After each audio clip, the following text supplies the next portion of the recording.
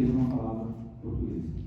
E aí os alunos foram conversar com outro professor, já foram atrás de informações, eu pedi para conversarem com eles, se tiverem contato, e se for o caso, eu vou fazer alguns encontros em separado com ele para tentar atualizar. Mas aconteceu comigo, ensinando tudo isso, descobri um aluno que eu praticamente ignorei a existência dele. Claro que foram nas primeiras aulas, mas é muito importante a gente ver.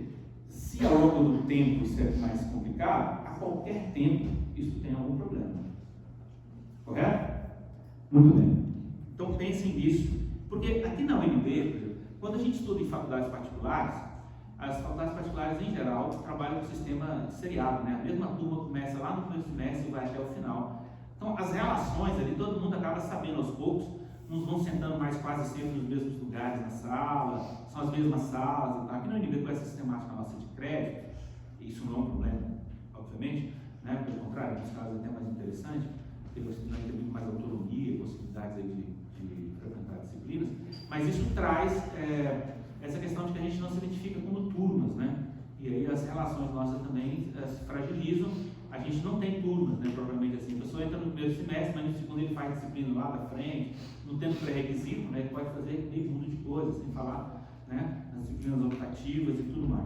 Bom, o fato é isso.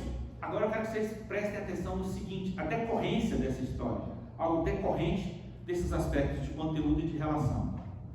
Pode passar o slide, Fred.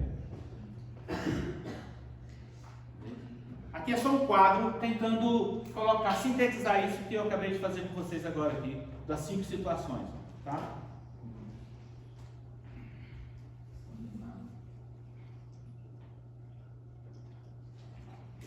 Próximo slide, Fred. Ele vai estar indo. Isso. Aí ele vai passar, quer ver? Se você passar, você volta. Isso aqui é o seguinte. Em geral, nós temos uma tendência a achar que a nossa comunicação com o outro tem a ver com o primeiro nível da relação, que é o que eu penso desse outro. Por exemplo, a Alicia que estava me ajudando, desculpa Alicia porque eu lembrei do nome, faz aqui. De repente, a minha relação com a Alicia, o modo como eu vou me relacionar com a Alicia, tem a ver com o que eu penso da Alicia. Isso é muito tranquilo, né? Se você pensa que alguém é gente boa, você tem um tipo de comportamento. Se você pensa que alguém é uma péssima companhia, você tem um outro tipo de comportamento. Mas esse é apenas o primeiro nível do processo comunicacional. E em geral, a gente só fica nesse nível e se esquece que tem outros níveis. Que é o que eu quero mostrar aqui. O primeiro nível é o que eu penso do outro. Mas tem um segundo nível. O que eu penso que o outro pensa de mim. E a minha relação com o outro também vai ser definida por esse aspecto. Olha só que coisa interessante. Por exemplo, eu penso que a Gisele Bündchen, por exemplo, tem muito a ver comigo. Assim, muitas coisas que eu gosto, ela gosta, né? Eu até já achei assim que talvez, quem sabe, né, pintasse assim algum encontro. Mas por que eu nunca investi na minha relação com a Gisele Bündchen? Porque eu acho que ela não pensa a mesma coisa. Eu acho que ela não tem a meu respeito a mesma ideia que eu tenho dela. Aí eu nunca investi nessa relação. Então, no primeiro nível, eu penso algo da Gisele Bündchen, extremamente favorável a uma interação mais consistente. No segundo nível, eu penso que o outro pensa de mim algo diferente, portanto eu não invisto. Então, a maneira como a gente investe na relação com alguém, seja de amizade, amorosa, profissional, de docência, tem a ver no primeiro nível com o que a gente pensa desse outro. E tem a ver no segundo nível com o que a gente pensa que esse outro pensa da gente. Ok? Até aí, tá tranquilo? Maravilha. Mas não para aí. Tem agora o terceiro nível. O terceiro nível é o que eu penso que o outro pensa que eu penso dele.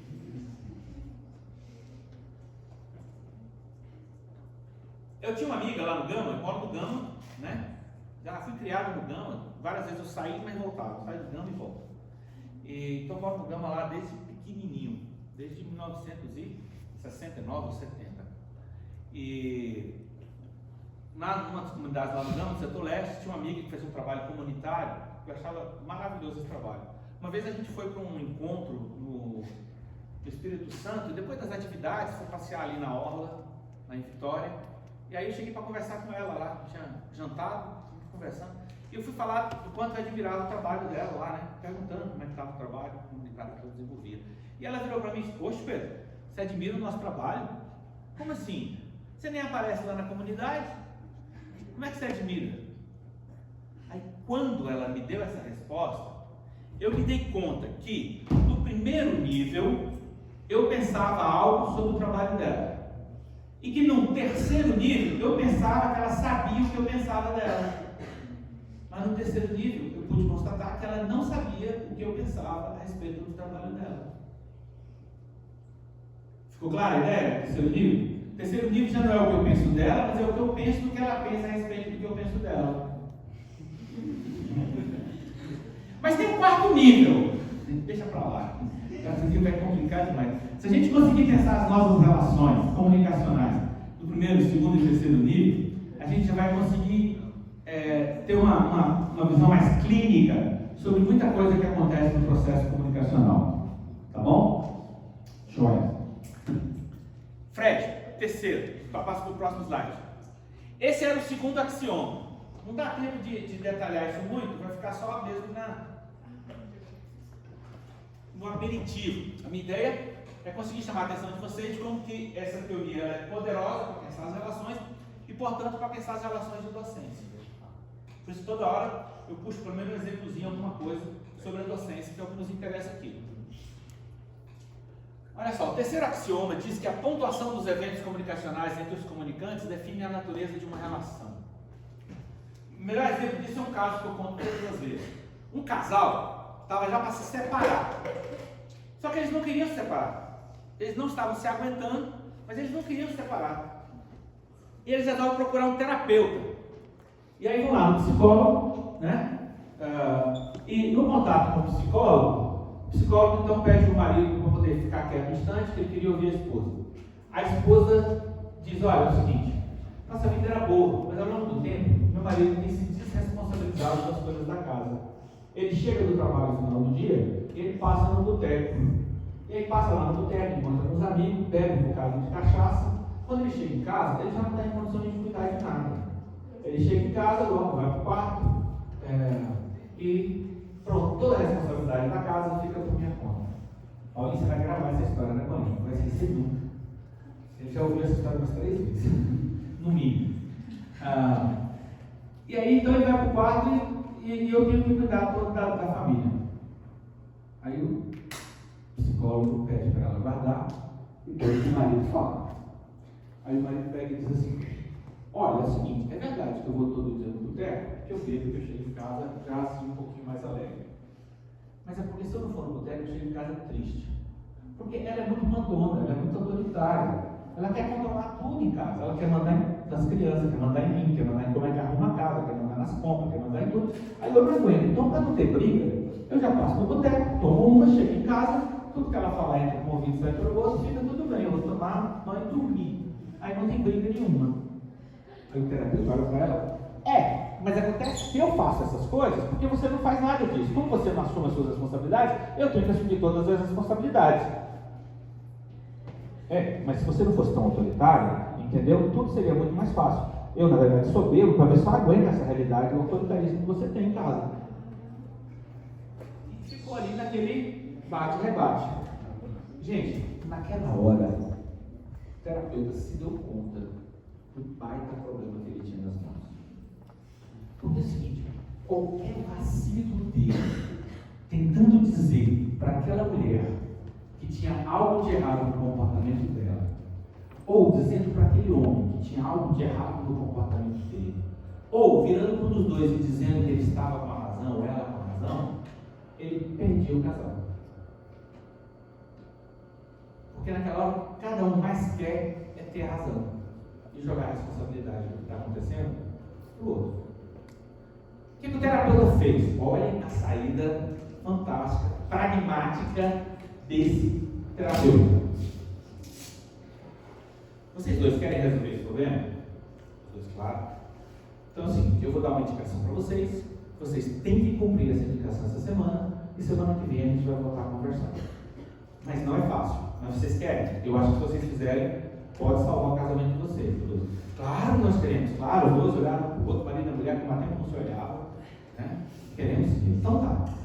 Amanhã vocês vão fazer o seguinte: logo cedo, vocês dois vão se levantar, igual vocês fazem todos os dias. O senhor se arruma e vai para o seu trabalho, a senhora se arruma e vai cuidar da casa, né? A senhora é uma pessoa do lar que vai cuidar das coisas normalmente. Quando for de tarde, o senhor vai fazer o seguinte: quando o senhor vier do trabalho, o senhor não vai passar primeiro no boteco, o senhor vai passar primeiro em casa. A senhora já vai se preparar, porque quando ele passar em casa, vocês vão os dois juntos para o boteco. Naquele momento, o terapeuta já fez um milagre. O marido e a mulher já se olharam e descobriram que eles tinham um inimigo em comum, que era o terapeuta. Não podia ser doido na sugestão. Mas o terapeuta continuou. E o seguinte: lá no bar vocês vão sentar juntos, o senhor não vai sentar com seus amigos. Daqui uns dias, se o senhor quiser voltar, o senhor volta, mas nesse momento não, você vai sentar os dois. E cada dose de cachaça que o senhor tomar, a senhora vai tomar 2. Na hora, os dois tiveram certeza que o terapeuta era maluco. Os dois já estavam concordando de levantar, de ir embora, dizendo que valeu, obrigado, foi interessante, mas não ia dar certo. Mas o terapeuta sentiu o clima, né? Inclusive os dois estavam mais unidos naquele momento. Encontraram inimigo comum. Não, vocês não querem resolver o problema? Por que vocês não testam? E os dois concordaram, saíram dali e ficaram falando daqueles absurdos. Foram para casa conversando como não faziam há anos, falando mal do terapeuta. No dia seguinte, lá foram os dois, cumpriram, passaram o dia pensando sobre isso, né? Como pensaram um no outro o dia inteiro, mas tempos não faziam, né? De uma forma diferente do que vinha dos outros dias. Quando chegou o final do dia, ele passou em casa, ela já estava toda arrumada também, foram os dois para o boteco. Ele já estava naquela crise da abstinência, né? Doido, seco para tomar uma, pede 3, deu uma para ele e 2 para ela. A dele tomou gostoso. A dela primeiro tomou e rasgou dentro, assim, né? Daquela, né? Quem não está acostumado a tomar cachaçinha, mesmo as boas cachaças, às vezes está aquele amargo. Assim. Se a cachaça fosse perder uma dessas outras, aí complica mais ainda. Mas assim, a primeira foi terrível. A segunda já não queimou tanto, porque já estava queimada, né? Cagando, tudo já não foi. Uma só para ele era muito pouco, então logo ele pediu mais uma. Mais uma para ele, mais 2 para ela.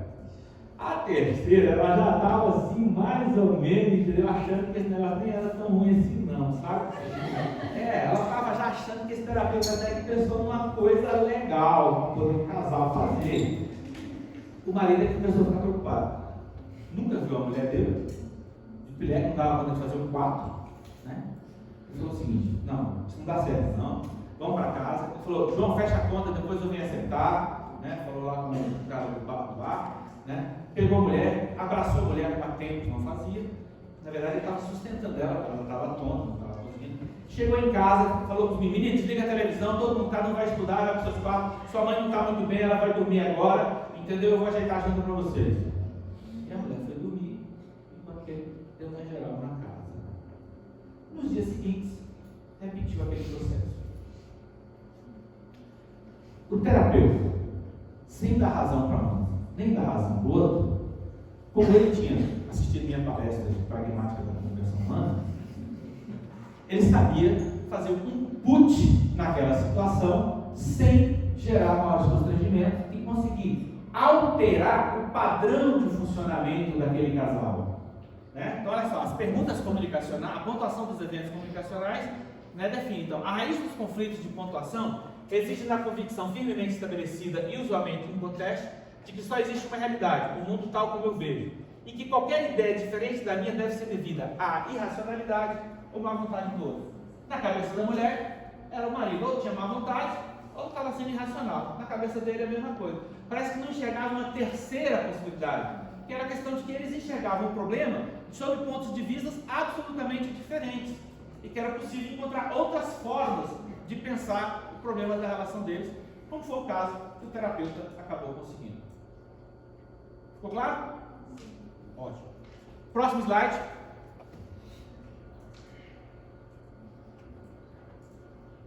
Vou deixar que ele vai passando aí agora. Esse é muito importante. Por isso que ele causa essa... Então, como vocês estão vendo, né, essa afirmação, ela é uma afirmação... Agora sim. Todas as... Não, era isso não, era o anterior. Isso. Mas nunca o Fred vai passar isso aí pra mim. Ele vai, 2 dias antes ele vai começar a dizer assim, cadê o slide aqui? Me dá o arquivo. Não vai acontecer mais isso. Olha, segundo o quarto axioma, é que... Diga.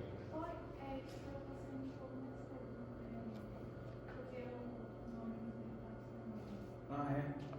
Poxa vida.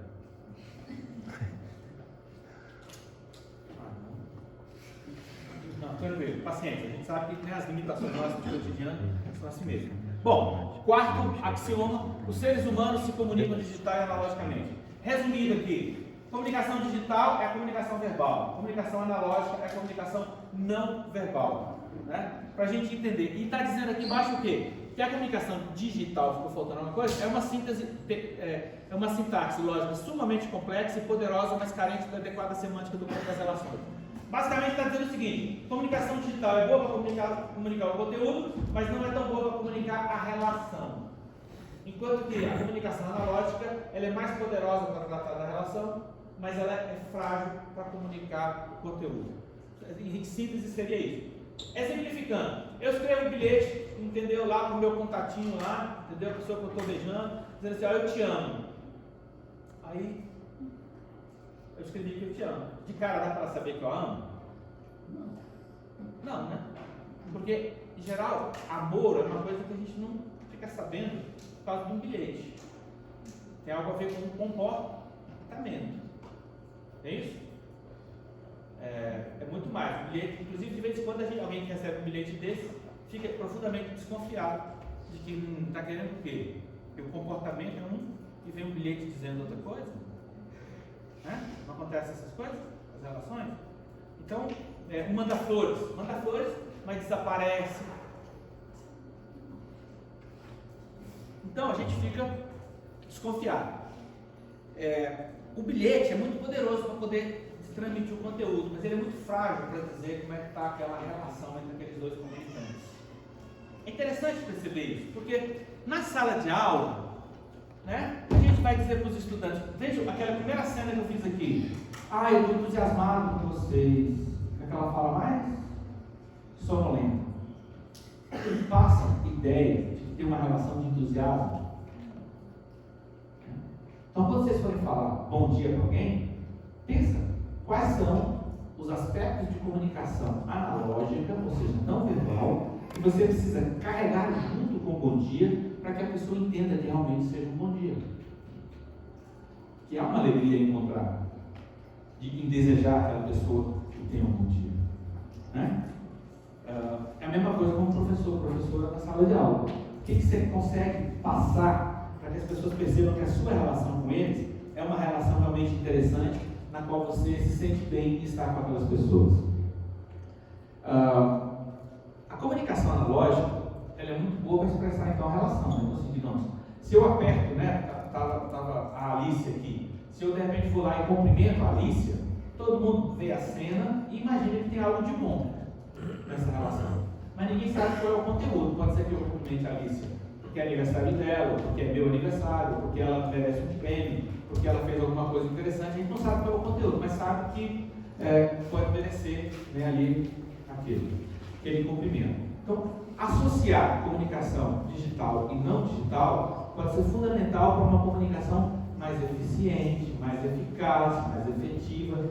E se a gente sabe que é impossível não se comunicar, significa que, independente de você se preocupar com isso, isso está acontecendo.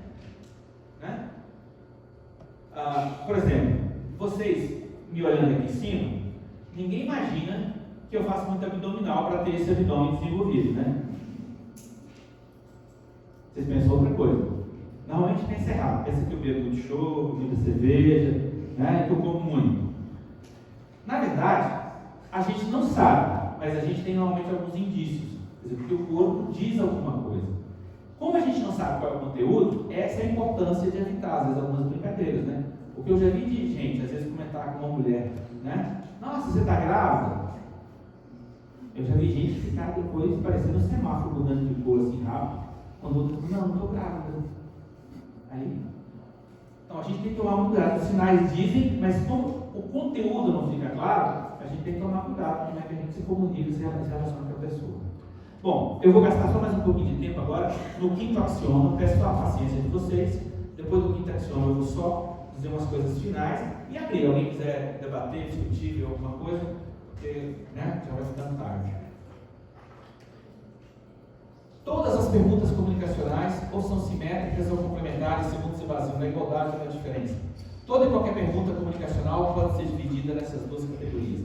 Então veja, se isso é um axioma, deve valer para mim e valer para qualquer outras pessoas. Né? Por exemplo, eu quando estava no meu segundo casamento, a gente tinha uma forma de organizar a vida do casal lá na família, que era assim. Quando era um assunto de ornamentação da casa, era a minha esposa que cuidava desses assuntos. Ela entendia muito mais do que eu. Normalmente, quando eu tentava ornamentar as paredes, móveis, essas coisas, gerar a combinação não ficava lá muito agradável. Já ela conseguia ter uma harmonia. Como é que chama aquele negócio, aquela arte que tem de organizar bem as coisas? Isso, negócio aí, Feng Shui. Ela era muito boa nesse negócio, fazia bem, e eu gostava. Então, no que se refere a esse critério da relação, a nossa comunicação sobre esse critério era complementar, era de complementariedade, onde ela ficava numa posição superior e eu inferior. Superior e inferior aqui não tem conotação moral, tem só conotação no sentido de um que entendia mais e o outro que entendia menos. Porque todas e todos nós temos níveis de competência diferenciados dependendo do assunto, correto? A gente entende mais de uma coisa e outros entendem mais. Nós estamos aqui em diferentes licenciaturas. Então, nesse critério, lá, a minha esposa, ela entendia muito mais que isso, era uma relação complementar com ela na posição superior e eu inferior. Quando a gente ia mexer com tecnologia em casa, computador, televisão, tudo, isso se invertia. Eu sempre entendi muito mais do que ela. Então, era uma relação complementar, onde eu ficava na posição superior e ela inferior. Quando se tratava do orçamento doméstico, era uma relação simétrica. Os dois participavam da mesma forma, tanto na composição como na decisão. Então vejam que as perguntas são simétricas ou complementares. Eu acabei de dar exemplo para vocês na relação de um casal que sob um critério é complementar de um jeito, no outro critério é complementar de outro jeito e no terceiro caso é simétrica a comunicação. De acordo com esses autores, quando toda e qualquer comunicação, toda qualquer relação, melhor dizendo, entre dois comunicantes, quando ela é saudável, você tem essa flutuação, essa alteração. E eles identificam que existem duas patologias, ou seja, duas doenças nas relações a respeito disso. As duas doenças são, não está no slide, deixa nesse slide mesmo, que já é o último, mas eu digo para vocês, uma das patologias se chama complementariedade rígida. Por que complementariedade rígida? Porque, imagine eu no caso lá com a minha ex-esposa, sobre a ornamentação da casa, fica nessa posição, complementar com um na posição superior. No que se refere ao orçamento, repete a mesma configuração. No que se refere à questão tecnológica, a mesma configuração. No que se refere à educação dos filhos, a mesma configuração.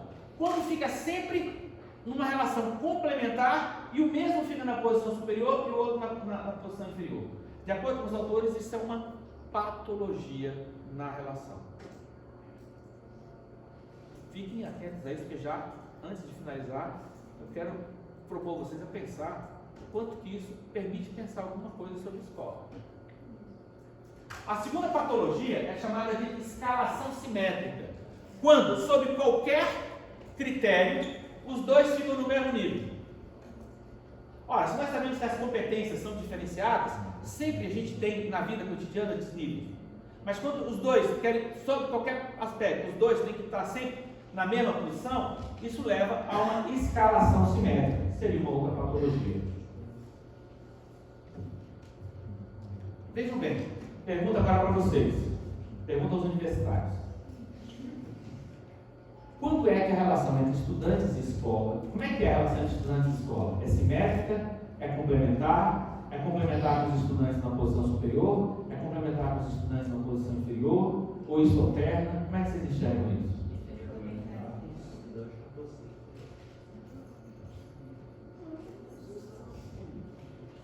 Quando que na escola a relação é simétrica? A relação de colega com colega. Não, mas eu digo entre o estudante e a escola. Entre colega e colega, beleza, perfeito, ótimo. Mas do estudante com professores, direção, quanto que ela é simétrica? Eu acho que Nunca, né? Pelo menos não é comum. E quando ela é complementar com os estudantes na posição superior? Pior ainda, né? Eu não sei. Eu desafio vocês assim. Eu estou aqui na universidade, quem de vocês quiser dar uma lida nesse livro, estuda um pouquinho lá sobre esse quinto axioma, pensa se faz sentido pensar isso com relação à educação, com relação ao funcionamento da escola. Veja se esse raciocínio que eu estou apresentando agora para o final faz algum sentido. Se você achar que sim ou achar que não, me procura, vamos discutir um pouco sobre isso, porque eu tenho alguns anos que eu sou fico meio encafifado, né? Meio assim, tensionado com relação a isso. Quando eu penso nisso que vocês acabaram de confirmar, a minha impressão é de que os estudantes com relação à escola nunca ocupam uma posição simétrica e menos ainda uma relação complementar superior. Por quê? Porque se faz sentido que os autores dizem que isso é um axioma, e portanto isso, e essa seria uma patologia relacionada a esse axioma, talvez em qualquer relação a gente tenha que pensar aqui. Eu fico me perguntando, por exemplo, e aí é absolutamente inquietação, hipótese investigativa, não é para fazer. Se isso não ajuda, às vezes, a pensar, pelo menos um pedacinho, às vezes, do problema que a gente tem de violência na escola. Em que sentido? A gente fala que quer que os estudantes aprendam a ser protagonistas. Como é que vai ser protagonista? Lembra que eu falei isso lá no início, hoje aqui? Como é que vai ser protagonista se toda a vida dele na escola é tutelada? Como é que vai ser para autonomia se toda a história dele na escola for tutelada? Aí a gente poderia começar a pensar, não, mas olha só, quando os estudantes se organizam no Grêmio estudantil, a relação do Grêmio com a direção, com os professores, já começa a ter uma mudança. Já começa a falar em nível de representação. Então aqueles que estão no nível ali da direção do Grêmio estudantil, já começa a ter um patamar diferenciado. Eu acho que pode fazer sentido esse raciocínio. No conselho escolar, quando está bem representado estudantes, pais, também pode ter uma relação diferenciada, que é diferente dessa do cotidiano da sala. Mas me parece que ainda é muito insuficiente para dizer que a escola talvez não sofra dessas patologias. Veja, quem está dizendo que a escola sofre sou eu, que alguns de vocês confirmaram isso, se faz sentido essa teoria. Né?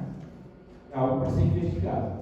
Mas se faz, a gente precisa pensar de alguma maneira. Como é que a gente constitui relações na escola onde esse protagonismo possa acontecer? Eu já vi acontecer algumas experiências em organização de feiras, de festas, em que os estudantes tinham uma postura de muito mais protagonismo. E já vi também, às vezes, em sala de aula, alguma outra experimentação de professores que conseguem alterar um pouco o tipo de relação. Mas como em última instância sempre depende do professor, por vezes apenas mascara uma certa forma de exercício de complementariedade rígida. Há que se pensar. Né?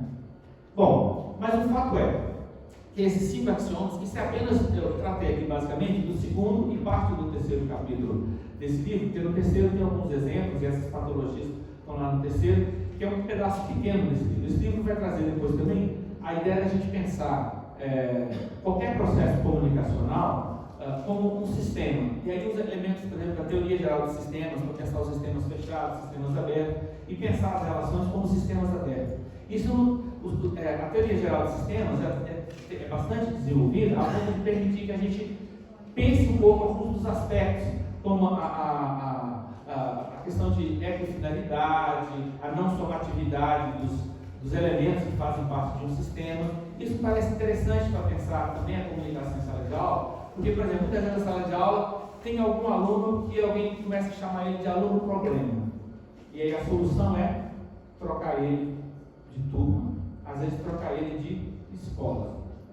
E normalmente, se está gerando algum aluno problema, por vezes, assim como no caso do casal, que o terapeuta fez uma intervenção, é só alterar a dinâmica de como funciona aquela turma, de como funciona alguma outra coisa na escola, que você altera também as relações entre as pessoas lá na escola.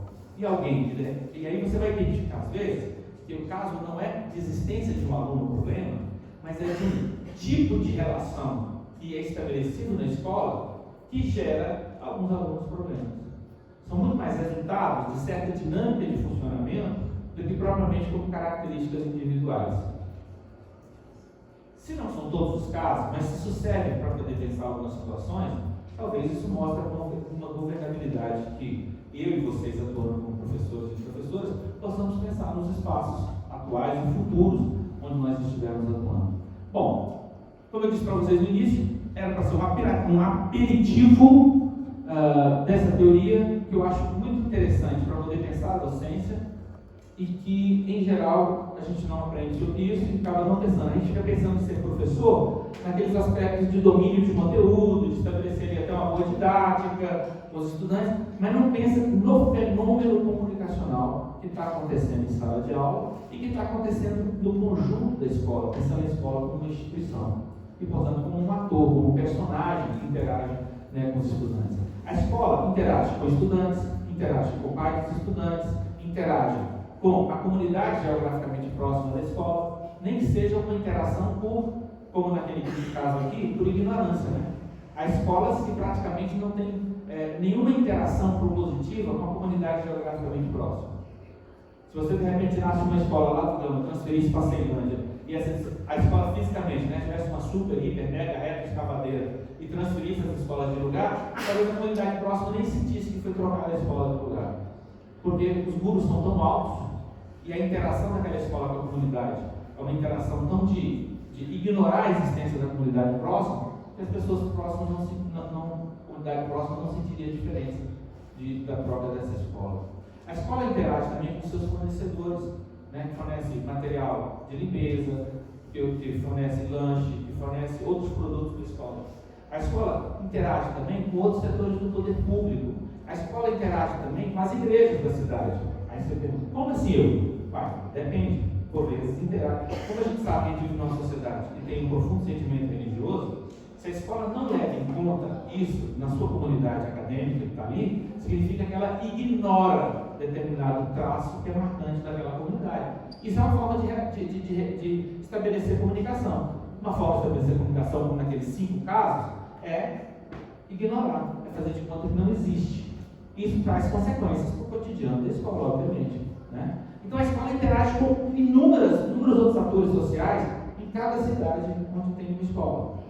Agora, a forma como se estabelece essa interação com cada um dos outros atores é que é importante a gente pensar, na minha avaliação, levando em conta elementos de pragmática da comunicação humana.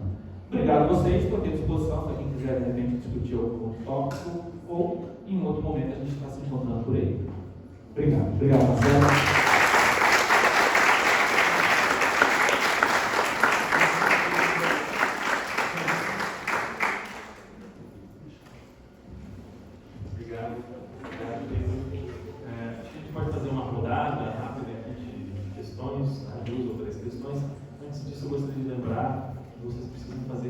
No SIGA e preencher a lista de presença para ganhar a certificação. Tá, gente? Passo a passo da inscrição do SIGA, a gente divulgou nas redes, divulgou também no WhatsApp, tem 12 estudantes do vídeo da residência pedagógica. É só seguir aqui passo a passo até hoje à noite. Tá? Vocês podem ainda se inscrever para receber a certificação do evento. Então, vou passar por uma rodada rapidamente aí. Alguém gostaria?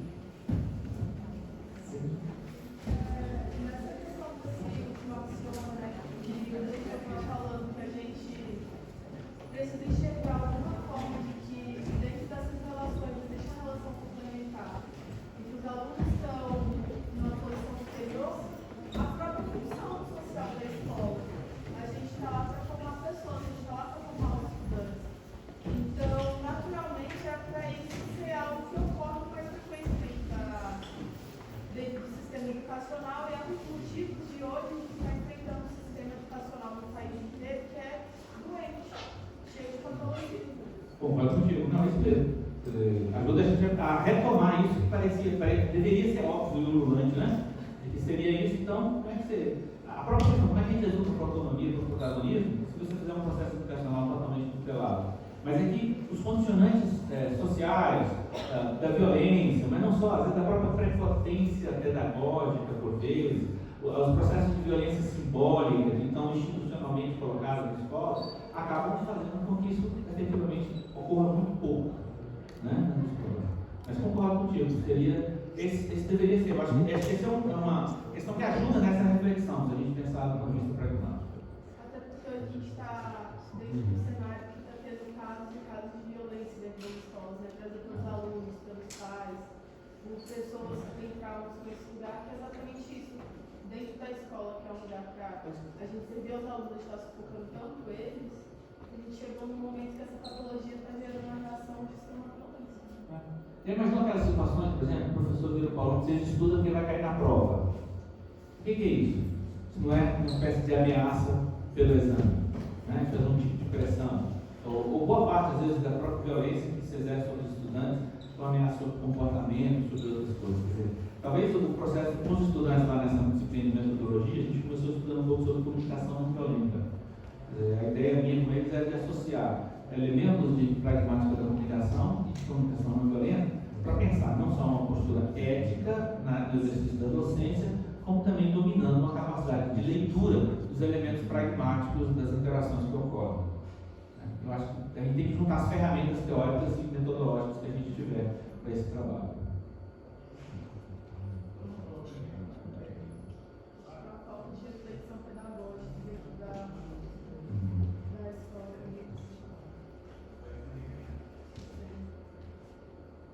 Ok? É isso?